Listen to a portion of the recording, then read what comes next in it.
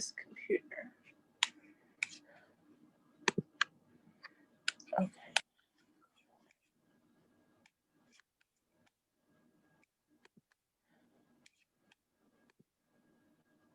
Okay. Oh, you got enough time. Good morning, everyone in Facebook world. You're tuning into Community Conversations. We're going to get started on air in just a moment. My special guest today is Dr. William Sam Palmer from, well, not Arkansas State, but NYIT, College of Osteopathic Medicine on the campus of Arkansas State University. I'm going to say that 3 times. That's okay. We have about 30 seconds before we go on air. So I can't wait to get into this conversation. It's all about nutrition. We're all trying to find a happy place and find get to our optimal health. And so I'm looking forward to the tips and information you have to share with us on today. Okay. All right, here we go. Good morning, everyone, and happy Wednesday to you. You're tuned in to Community Conversations on KLEK 102.5 FM. I'm your host, Kobila Jones, and my special guest today is Dr. William or Sam Palmer from NYIT, the College of Osteopathic Medicine on the campus of Arkansas State University. Today, we're going to be talking all about nutrition. I know we're in the middle of this pandemic and everyone's having life issues and no one wants to talk about diet and eating right and this, that, or whatever. But unfortunately, it's necessary and we have to maintain uh, optimal health, a balance. We have to eat a balanced diet. And diet, I know sometimes is a bad word, but we're definitely going to get into that. But first, I want to give you a little intro about Dr. Palmer. Okay, Dr. Palmer attended Astate for undergrad and medical school at UAMS. Dr. Palmer is board certified in family medicine and has maintained a family practice for the past 10 years. For 3 years, he was medical director of a local HMR weight loss program, and he has also sat on a diabetic advisory board. While a full time faculty member, he continues to pursue interest in weight loss and diabetes. And so, wow. So you are the perfect person to talk about this today. So thank you for giving us your time on today. So let's get started. What is nutrition? When we hear the word nutrition, you're like, what is nutrition? I mean, nutrition is really kind of what you eat, and hopefully it's healthy nutrition. I mean, if you want to look at proteins, fats, carbohydrates, and it's, what gives us our energy for our daily functioning. Okay. Alrighty. And so then we hear the words diet. People like change your diet. You should eat this type of diet, just diet. What does that mean? So this comes up a lot for me, and there's a lot of different ways I kind of look at it. And I'll say that the first thing of it is that when people tell me I'm on a diet, usually my initial bias, my initial thought means that you're not eating something that you could otherwise be eating. Okay. Okay. You can get into fad diets or whatever. So most of the time I try to flip the table on people when they say, hey, I want to diet or I'm on a diet. And I would say, well, I would like to change the word of our definition of diet and say diet means what I'm eating. And I would like to promote a healthy diet. Okay. Sometimes I'm a little bit silly with that. And I'll say, well, if you're eating cardboard, then your diet is cardboard. Obviously, we should not eat cardboard. But, I mean, Cheetos and Dr. Pepper is a diet. But Oh, we should eat, right. It's not a very nutritional diet. There's no no. value in it other than sugar. And so I want to promote a healthy diet. Okay. So let's get into pros, cons, facts, and myths. Okay. So one of the biggest crazes, that's the way to say it, keto. Keto, there's vegan or slash plant-based, which I am currently transitioning to. And that's for a whole nother reason. But so keto, and then there's the low carb. The Atkins was really popular at one time, and there's so many varieties. So let's talk about the pros and cons of limiting certain things for your body. Um, One of those things when I look at my approach of how people are doing certain diets, and it kind of goes back to what I was kind of referencing a second ago. It was like when you use a diet, promoting a healthy diet. Now, there's different diets out there. So there's diets for weight loss, there's diets for cardiovascular risk. Okay. And so you can look at, well, what's your goal from this diet? And so when we're Okay. looking at healthy nutrition, do I want to lose a lot of weight fast? And definitely when you look at like something like keto can help you lose a lot of weight fast. Okay. So if you're saying, hey, I'm engaged and I bought my wedding dress a year ago and I've gained a few pounds because of stress getting ready to get married, and I need to lose 5 to 10 pounds to get into the wedding dress, keto will work for you. Okay. Okay. Is it a healthy diet? I would argue no. Okay. I don't believe it's sustainable. I think that there's definitely some concerns and some risks for doing it long term.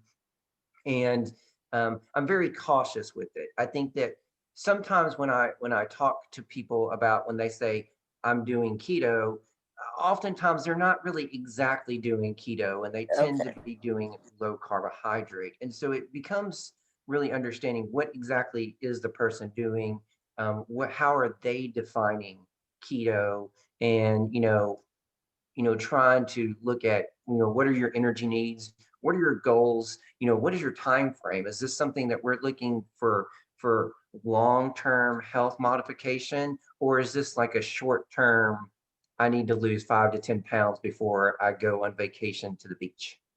Okay. I want to ask this. I was thinking about this when you were talking about, losing weight quickly and changing.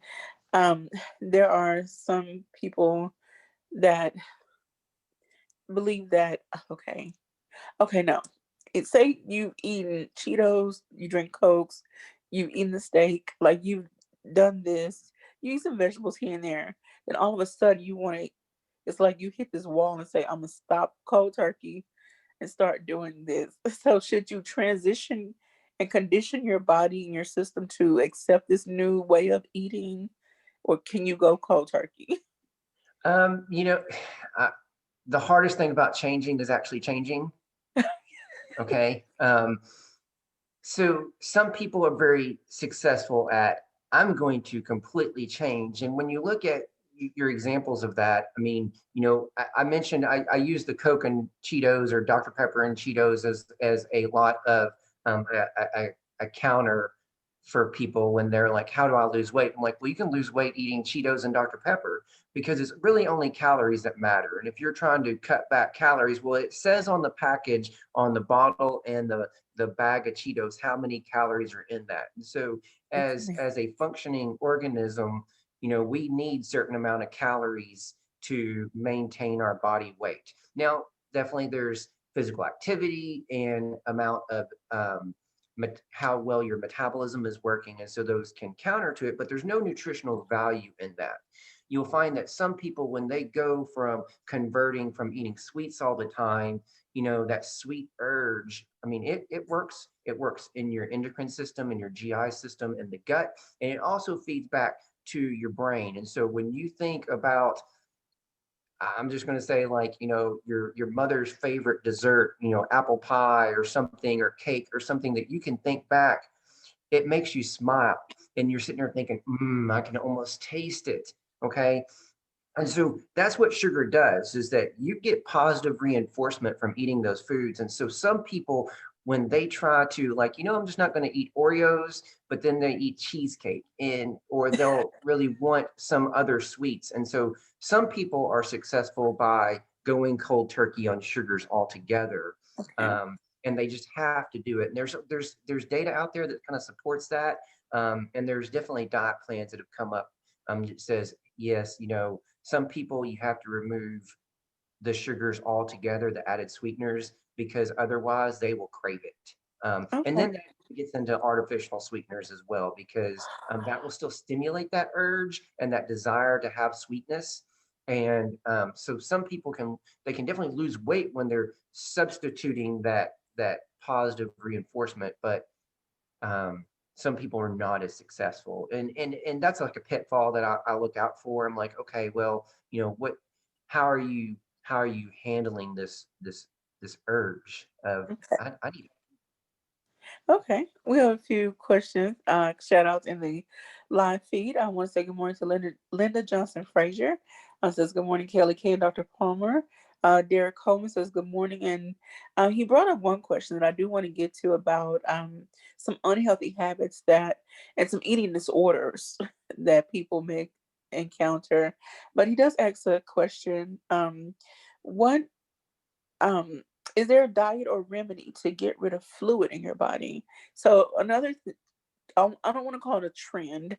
um there are diets or things you can do to get rid of inflammation, which we know leads to a lot of Mhm. other health issues.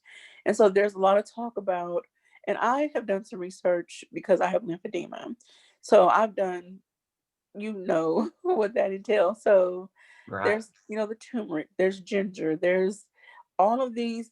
There's another wave. Okay, we talked about keto. There's another wave of holistic Mhm. dieting that leads to the plant-based slash vegan. And there's a lot of controversy around vegan, but people that are wholehearted.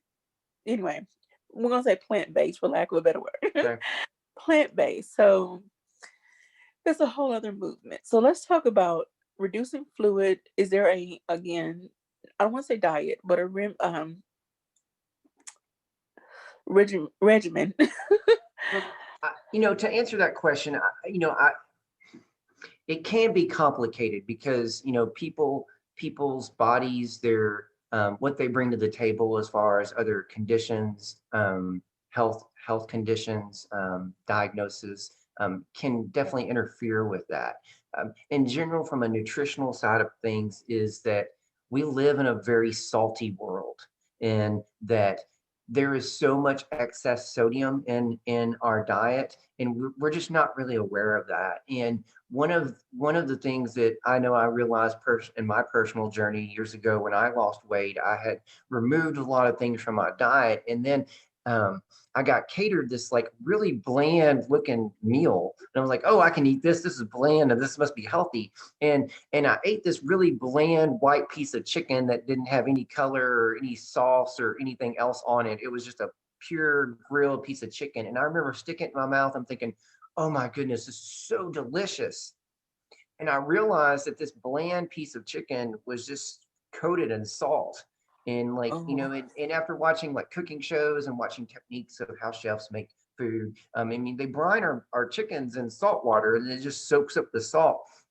And it just makes it so much tasty. And so there's sometimes like the simplest, even the blandest looking food that tastes so good is just soaked in salt. And you can just see like through packaging, and unless it's fresh or fresh frozen, it most likely has excess amounts of salt. And I mean, I love certain products that like some of these Cajun rices and things that you can buy in the little package, and you just boil it in water.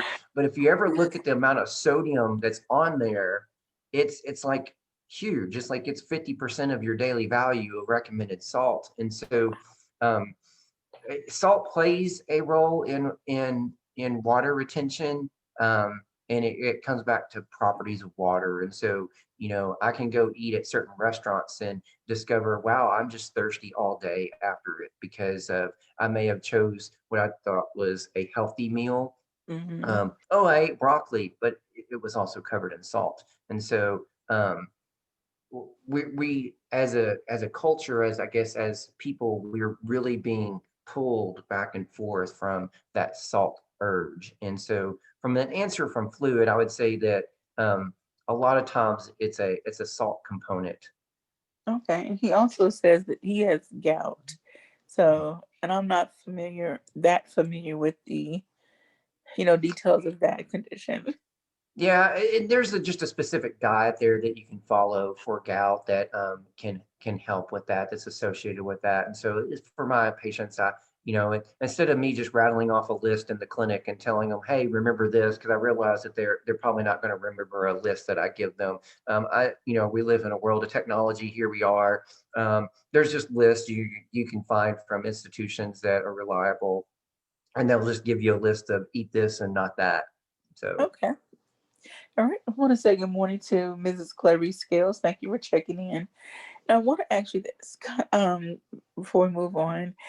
Okay, so I saw an ad on YouTube. It says basically salads won't help you lose. There are some people who feel, well, if I eat salads, if I eat fruit, if I eat, you know, again, going back to the plant, let's talk about plant based. We Okay. have about 6 minutes in this segment. So we touched on keto, and we're going to get into some other things, but let's talk about the plant based movement.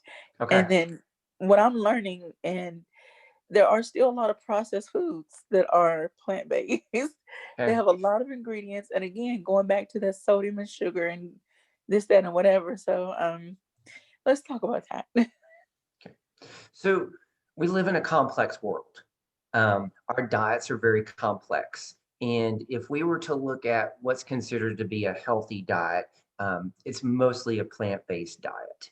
Okay. Okay. Um, for me personally, one of the things that I personally struggle getting away from going full vegan is because I have teeth that are meant for chewing meat. There are certain vitamins that we only get from eating animal products, and so I personally love meat. Um, and one of during my personal road, it's a big challenge to realize, hey, I can have a meal without meat in it. Okay. And that was a huge step for me when I realized, wow, I don't have to have meat at every meal. Um, but when we look at that, if you look at a lot of the literature and everything right now and what's considered healthy diets, most of them are plant based. And Okay. even when you start comparing some of them, I mean, if you're looking at like paleo, if you're looking at the Mediterranean diet, the DASH diet, the biggest difference from the paleo and like say the Mediterranean diet is paleo lacks whole grains, and there's a lot of nutritional value in that fiber that's found in whole grains. And even if you Okay. look at the developmental world, um, fiber seems to be the currently one of the missing links in our American diet right now. Okay. And that can lead to a lot of gut issues. Um, yeah, we're just going to leave Yes, it's a that. very complex. It's a very complex answer, and I love talking about it. It's whenever you're ready for that discussion, we can dive into that too as well. Okay. We talked about diets, but then there are times that people feel like, well, I can drink this, that, and whatever. And so oftentimes we get a lot of our calories from the things we drink and we don't realize it. Right. So let's touch on being mindful about what you drink. Sure. So you can look at like added sweeteners and for me, it took me a few years to get onto the train of it's added sugars. It's not necessarily the type of sugar, it's added sugars. And Okay. that's really of our problem. Especially you can look at um, um, sodas, sweet tea. We're in the South. Those are big components. Sometimes people may not be counting their alcohol as sugars, but it does technically. It's not an added sugar, but those do have calories in it. And so calories can be sneaky, and they can be in things in a lot of different places that people don't realize. Um, I was appalled, when we had McAllister's here. I was really I loved McAllister's, and when I was younger, I used to drink the sweet tea, and then I discovered how much sugar they put in their sweet tea, and it's good for a reason. And so I, I I think still love McAllister's. McAllister's, Chick-fil-A, Backyard Burger.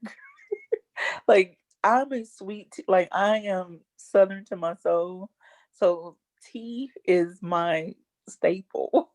Right. Now I have switched to using raw sugar when I do have Okay. sugar or honey, even though honey is an animal byproduct. So I'm trying to transition into either agave or some other Okay. plant based. I know there's stevia, some things. So anyway, I'm like I said, I'm transitioning, and so I'm learning slowly, Right. And but I'm learning. And then I think when you look at that, I mean, you have to look at individual personal goals and then your expectations. There's a wide range of that, and sometimes people aren't going to fit in the same mold as the next person. So And then since you touched on vegan, we've touched on a little bit. What is the difference, or is there a difference in plant based and vegan? I know some people like to argue, well, if you're vegan, that's a whole lifestyle. But let's talk about the vegan diet. Um, we're going to continue this. We're going to go off air in a minute, but we'll continue this on Facebook. So those listen on air, if you want to jump on Facebook, because I want to get this, get an answer in for this, because we want to move on to, let's look at your biological factors, environmental factors, you know, what is an ideal? And I know ideal for everybody is not the same, but some ideals for height and weight, your height and body shape, and also eating disorders that people can fall prey to. So we'll get into that on the other side of the break. But I do want to finish this about the vegan, kind of break that down. But we're going to go take a quick break. You're tuned in to Community Conversations on KLEK 102.5 FM. If you have any questions, please drop them in our Facebook Live feed and we'll get them asked and hopefully answered on air. So please stay tuned and we'll be right back. Okay, I'm sorry. So I want to go ahead and get your answer in for when it comes to a vegan diet. So you want to start that when we come back? Well, we have about 4 or 5 minutes, so if you can, at least 4 minutes. So if you want So to let go me go ahead ahead and and say now. yes. Okay. So the differences between plant diet and vegan diet. So there's historically, people would hear vegetarian diet, and Mhm. vegetarian Oh, I forgot was the assumed vegetarian. that they weren't eating meat. But what happens is when you get to vegan, then you're basically not eating animal products. Okay. And so vegetarians will still eat cheese and milk and dairy sometimes, and you can find we live in a world where everyone has a different definition for things, and Yeah. individually they may not necessarily be wrong, but without communication, we don't realize, oh, this is what you mean. And so, uh, for me, plant-based diet, vegetarian and vegan, for vegetarian, I hear, okay, I'm probably still eating dairy, but I'm not eating meat specifically, versus vegan, I'm not eating any kind of animal products. Plant-based diet means that it's based on plants, but you still eat animal products. So you can eat meat and cheese and stuff, but you're mostly eating plants. Um, Okay. Now and that would be the way I'd interpret it, but versus, does that mean the way that someone uses those words? It may not be that way. all right. And then there's also another, I'm not gonna call it a trend, a lifestyle, diet lifestyle, which is the raw. There are some people who they may do a raw uh diet for a time period again. One, is it really now I know there are people who live by this and they juice and they eat raw. That's their way of life and they seem to do well. But is it optimal, like for overall health? Um, Again, that comes back to your personal goals and as far as what you're doing.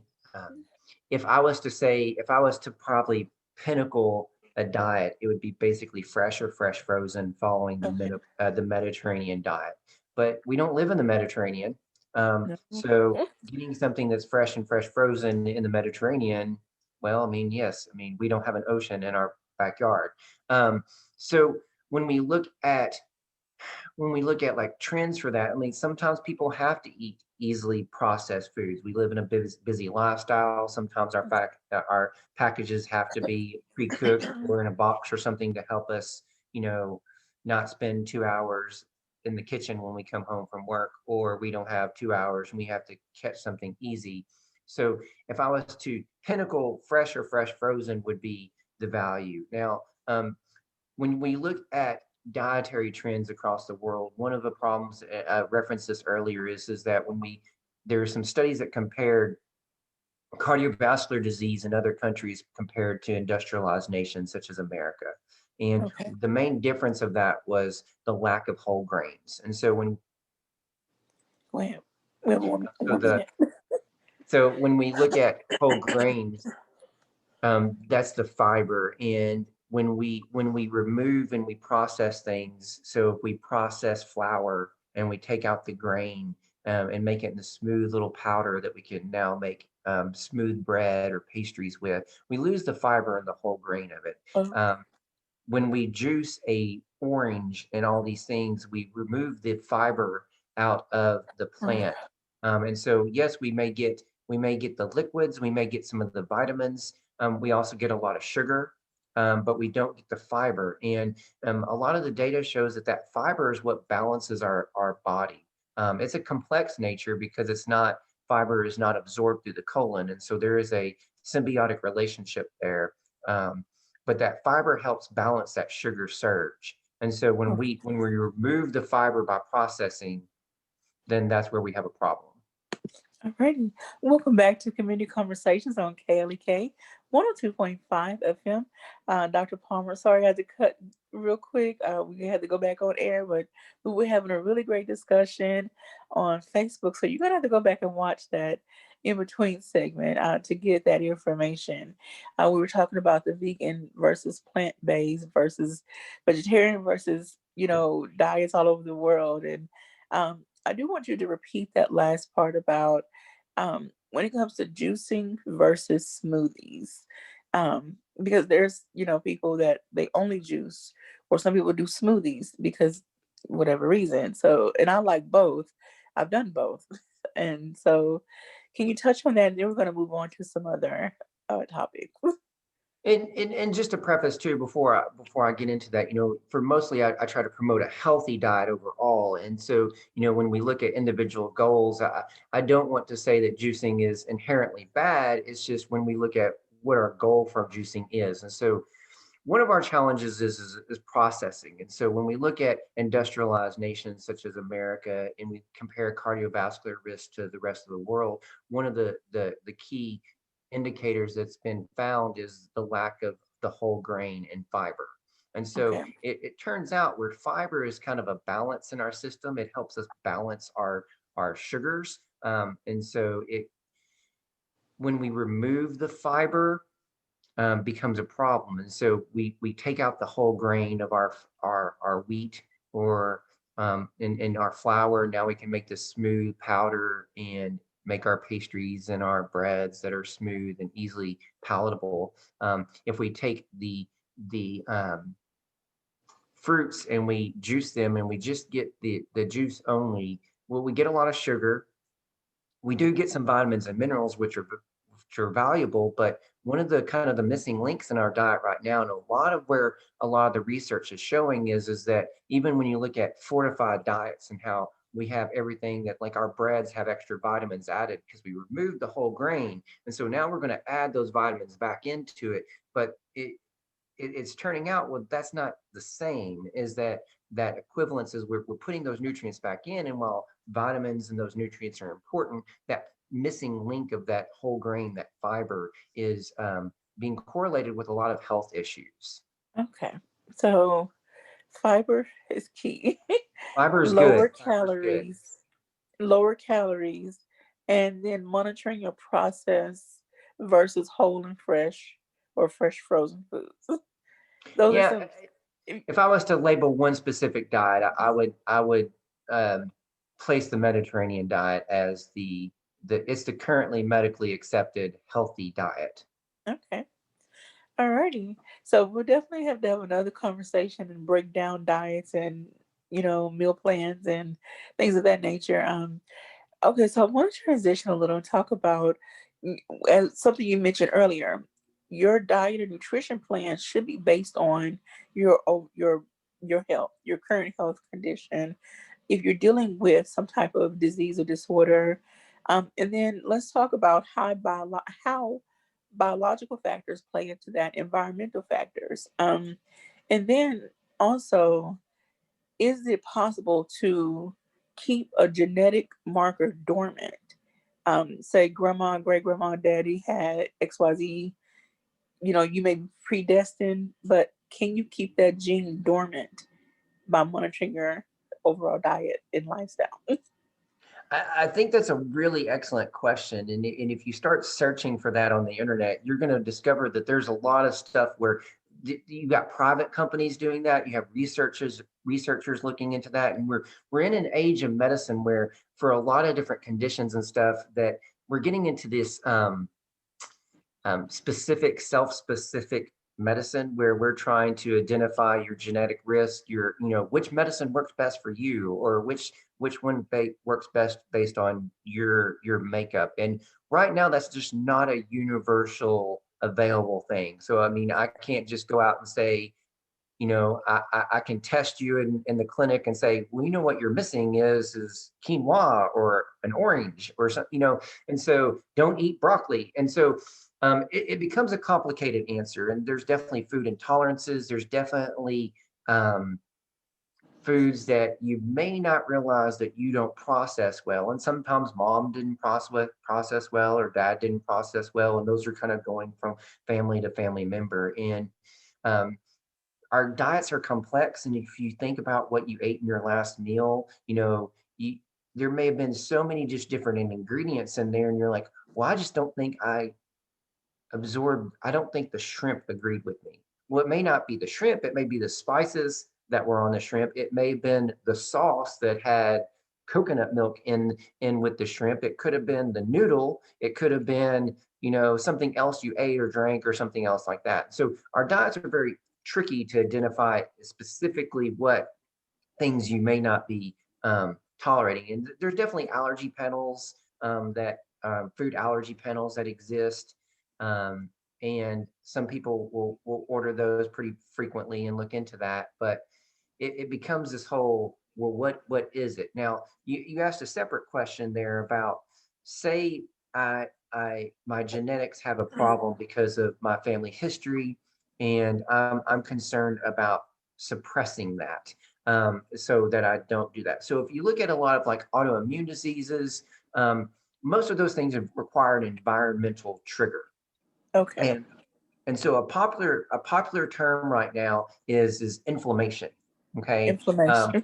And I referenced earlier, sometimes people use words, and I'm like, well, what actually are you meaning by that word? And that's one of those ones too, when people come in and it's like, when they say I'm on a diet, well, it's like, I want to reduce inflammation in my body. I'm like, what do you actually mean by that? And so you can see it thrown out in Facebook or wherever we go and mingle and references and stuff. And so sometimes for me, I'm like, what actually are you meaning by inflammation?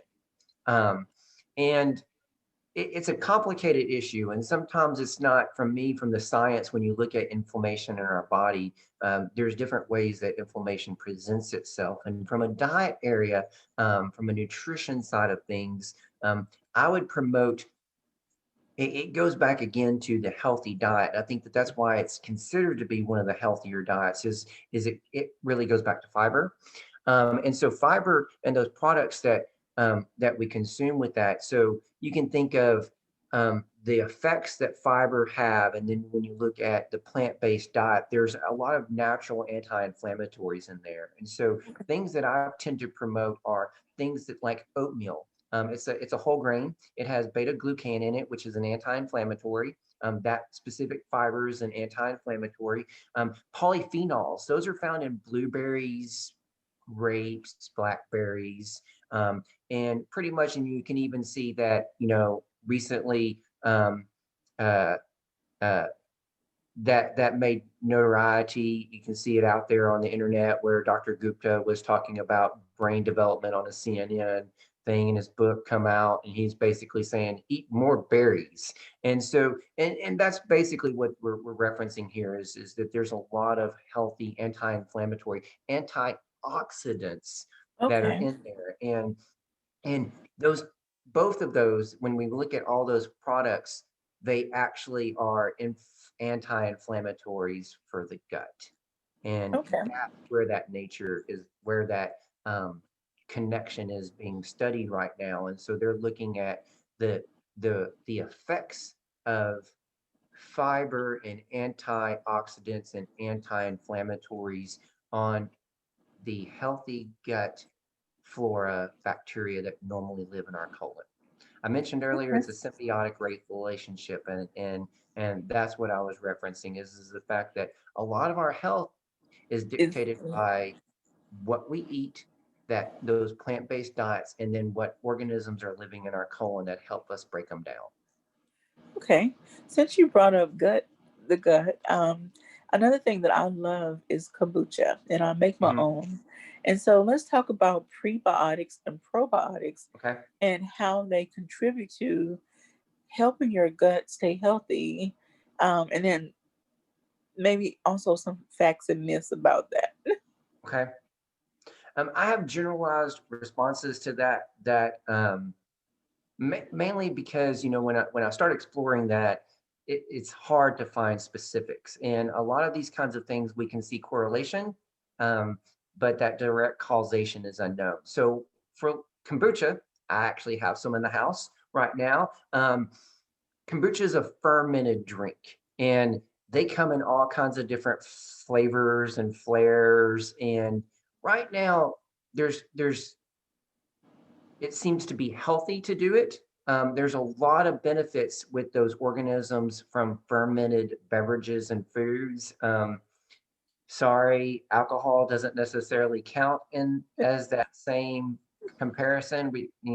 There's discussions with that. That's a separate discussion. But especially from fermented drinks, kombucha falls in there. Then you can get into things like sauerkraut. Um, as a fermented item. And culturally speaking, across the world, there's a lot of just different people, different places that use different kinds of fermentation. For me, growing up, sauerkraut was probably the number one on that. But I mean, how many times do I eat that? So but there is benefits to it. When we talk about prebiotics and probiotics, there's discussions about, some people feel like, hey, I just eat these prebiotic pills or probiotic pills, and then the gut acid's going to destroy it. There's interesting data that says otherwise sometimes, but from a standard, is there one specific one? I've seen advertisement says this one has the most colon, this the most of the best, and I haven't seen data that just says this is the best. Okay. Even when you look at dairy and yogurt from a Mediterranean side of things, you can eat some dairy, but you have to be mindful of just not eating too much high fat dairy.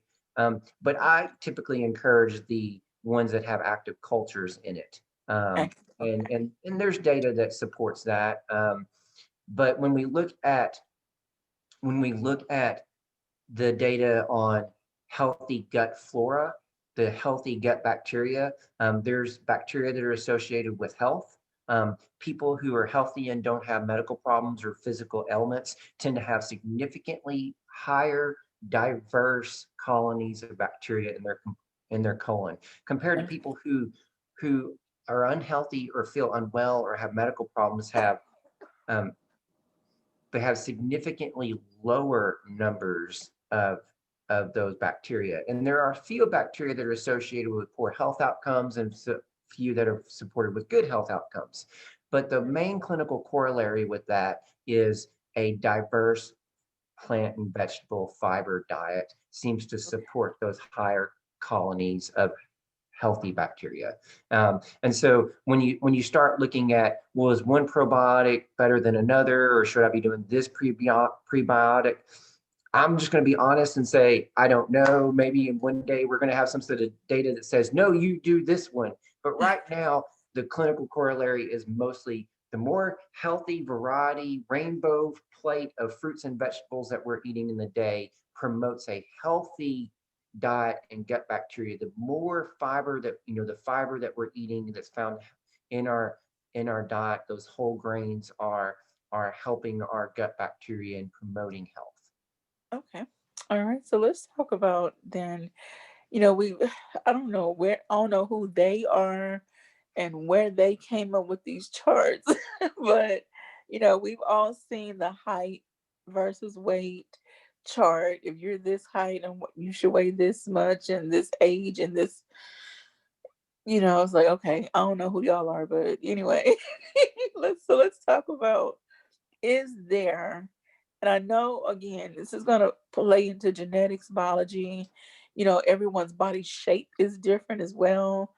So just because someone, you could take two people that weigh 150 pounds, but their body shape and the way their weight is distributed is totally different. So Mhm.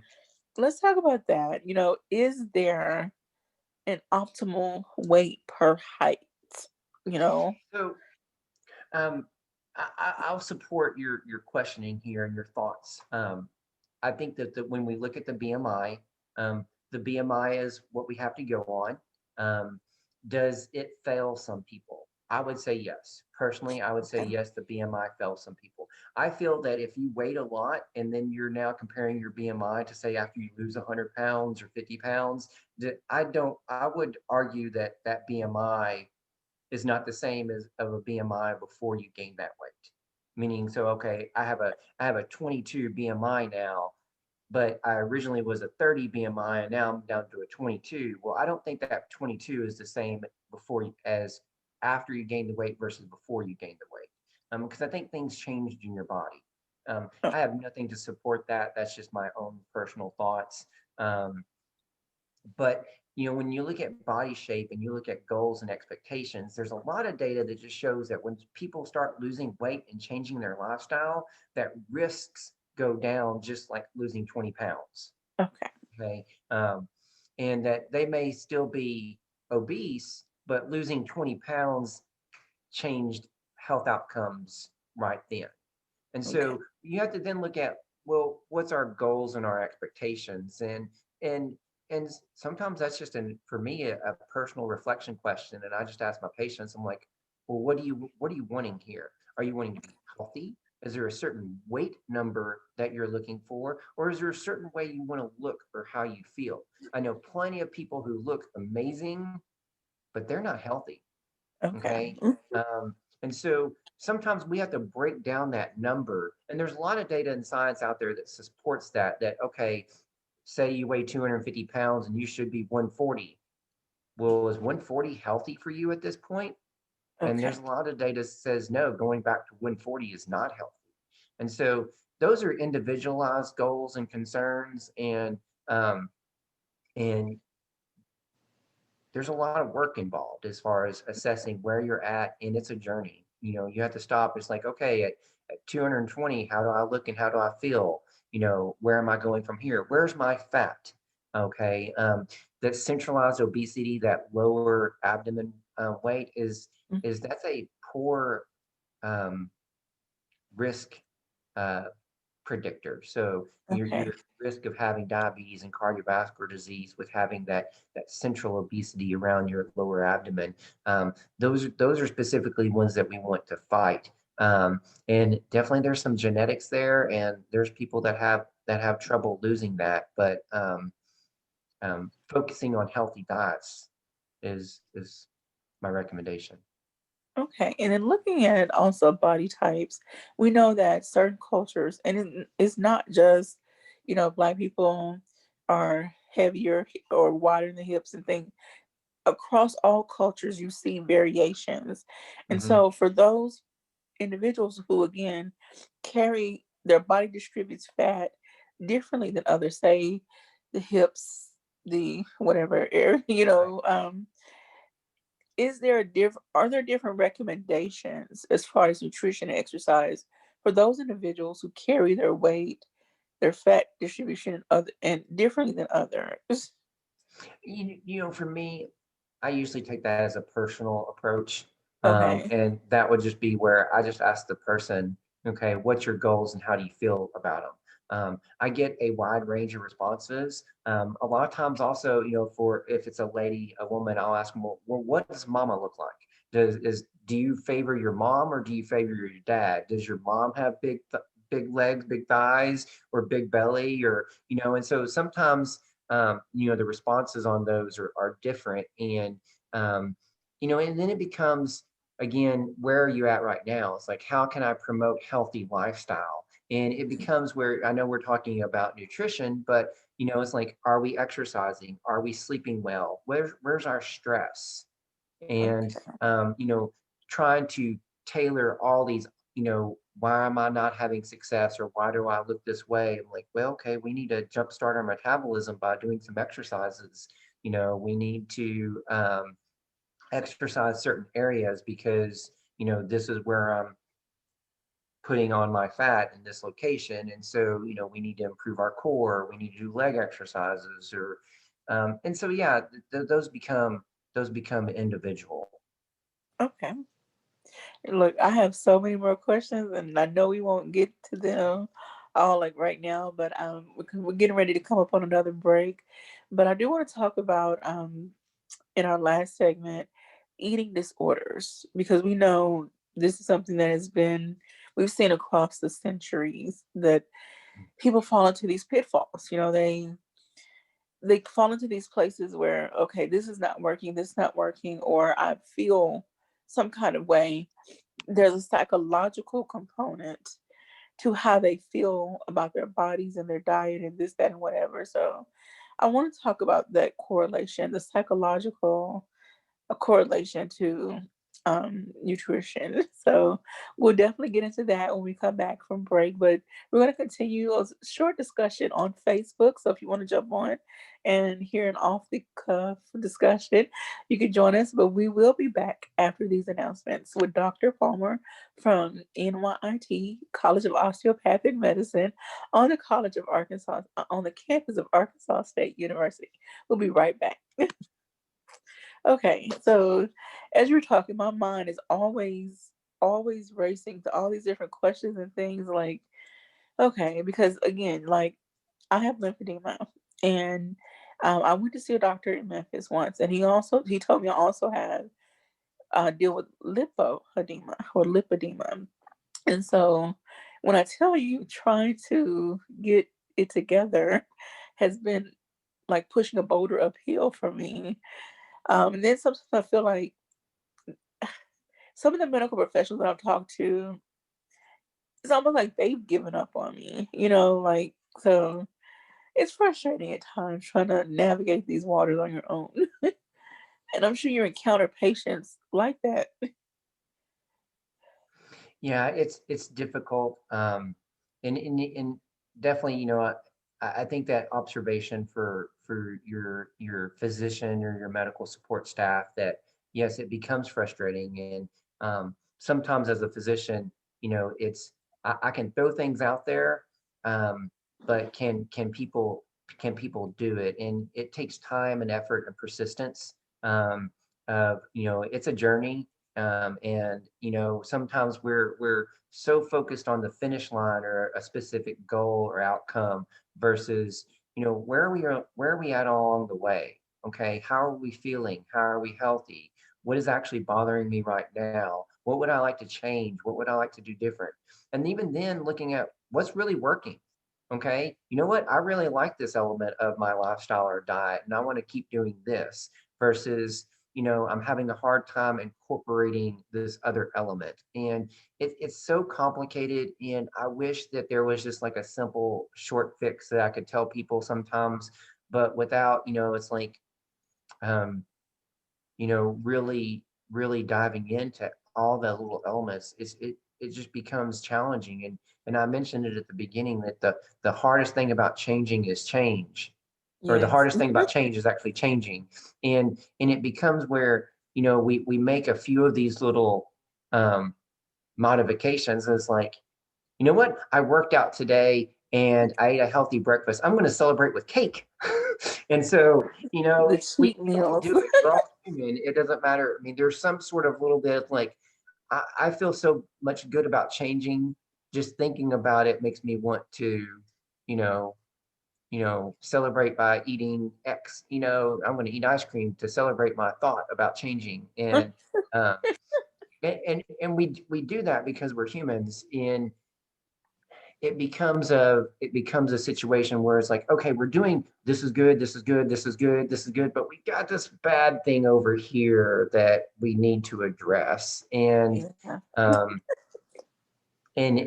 we you just have to kind of like, it becomes an individual journey. And hopefully you've got good positive support with those around you, whether it's family members, friends, even medical support staff, that can help you. All right. We're going to pause for a minute because we're going to get ready to go back on air. Um, and this last segment is about 5 to 7 minutes long. Oops. Welcome back to Community Conversations on KLEK 102.5 FM with my special guest, Dr. Sam Palmer from NYIT on the campus of Arkansas State University. Today's been a great conversation, and this conversation could really be hours and hours long because there's so many things. Like, we just scratched the surface of what nutrition is, what diets are, what's best for individuals, which should be discussed with your doc. We'll talk about that at the end. I'll have you give some tips and pointers closer to the end. But real quickly, I want to get into the psychological aspect of dieting and trying to maintain or obtain some type of optimal or idealized body shape, size, health, whatever the case. So, and eating disorders. Go ahead, doctor. So that's a very complex situation, and they do exist. And the first step is awareness and realization that this is or could be a problem. Um, it requires a integrated medical team, including counselors, psychologists, maybe even psychiatrists, nutritionists, dietitians, your primary care doctor. And so, regardless of if our thoughts about things, if they're interfering with our daily life, then that's a problem. And so it's not something that's solved easily. But the first step is discovery and realization. Hey, maybe this is a problem or this is a problem, and then seeking help. But they're not fixed quickly. But again, the first step is realization, and then getting it appropriate into the team of professionals that can help. Okay, because some of the common things we hear about are anorexia and bulimia, and we have seen, or I've seen some data, and I'm sure you've seen quite a bit, the negative side effects of those eating Mhm. disorders, because some people feel like I just have to lose weight, I have to do this, and they go to extreme measures. And we didn't get into like diet pills and those other restrictions.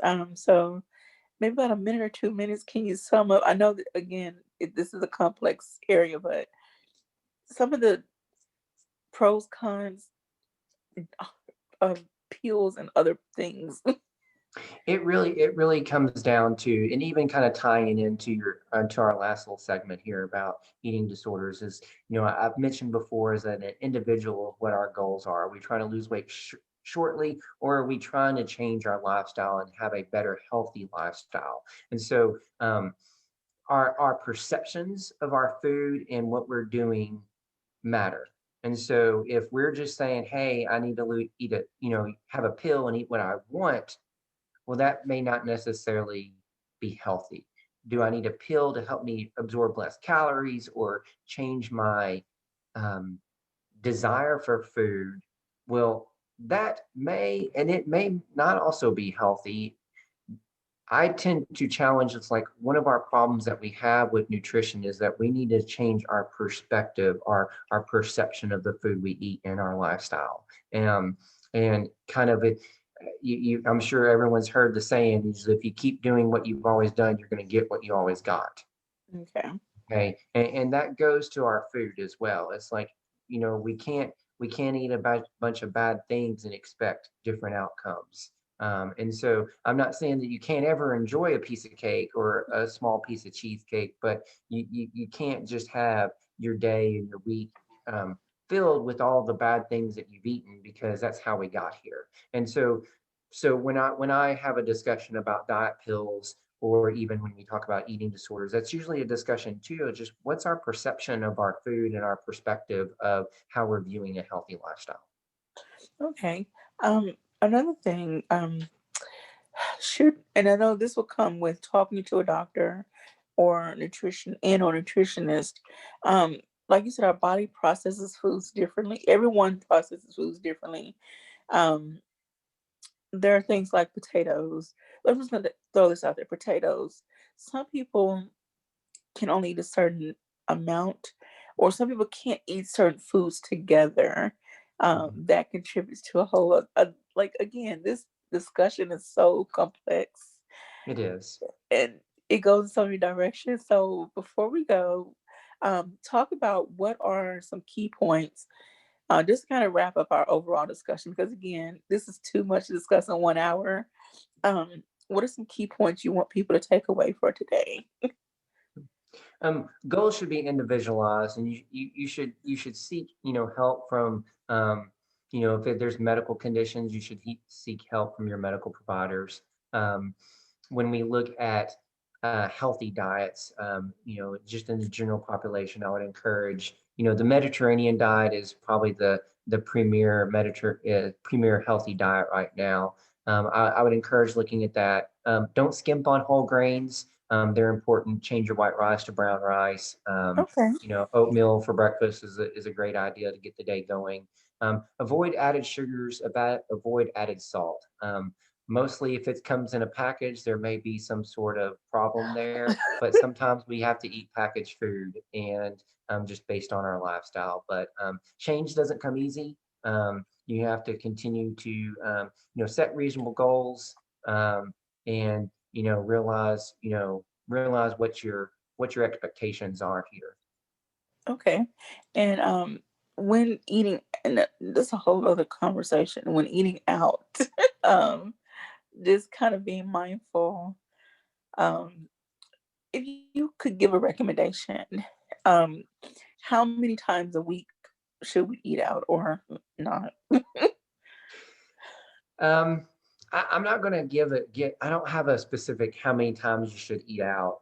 I think that there's a challenge, and so there's specific diets. So one of the examples of this is Weight Watchers. Weight Watchers is a great diet, but sometimes that people will have like my cheat day, and they'll say, "Hey, I'm going to make up for this tomorrow," and that just a lot of times just doesn't work out. I'm not saying that people can't do it, but again, it's like, okay, am I going to this restaurant and making a and healthy, informed decision, or I'm just throwing everything out and I'm going to eat what I want. And that self